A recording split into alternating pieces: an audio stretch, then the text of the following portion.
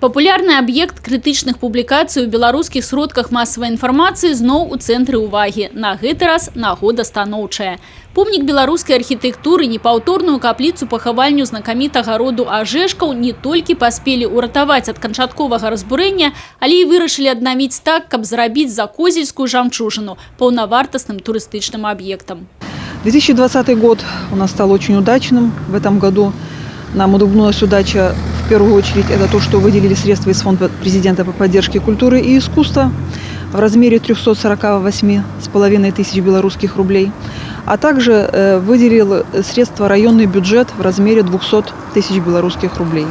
И вот этой суммы оказалось достаточно для того, чтобы в нынешнем 2020 году провести работы на самом опасном участке этого объекта. Это реставрация и восстановление свода, крыши, а также самой непосредственно конструкции крыши. Вось так капліца выглядала 2 гады таму. Крытычны стан беларускага архітэктурнага шэдэўра быў відавочны. У тым жа годзе помнікам, які тэрмінова трэба было ратаваць, зацікавілася пракуратура.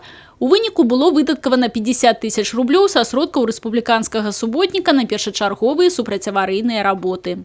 Основная реставрация началась, наверное, в октябре-ноябре 2019 года, когда проводились противоаварийные работы, а уже с июля 2020 года по финансированию местного и бюджета Фонда президента начались работы по реставрации первой очереди объекта, по воссозданию новой стропильной системы, по реставрации кирпичной кладки стен, фронтонов и башен пинаклей. Значны аб'ём работ па аднаўленні кроквеннай сістэмы, шпіля і чыгунных элементаў капліцы ўжо выкананы.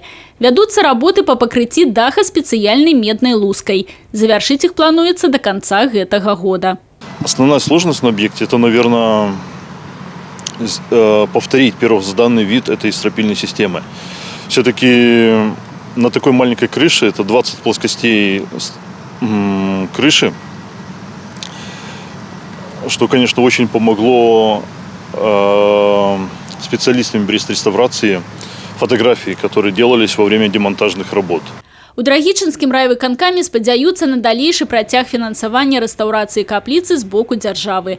Для гэтага аб'ект павінны ўключыць у адпаведную нацыянальную 5гадовую праграму «Культура Беларусі», якая пачне дзейнічаць у наступным годзе.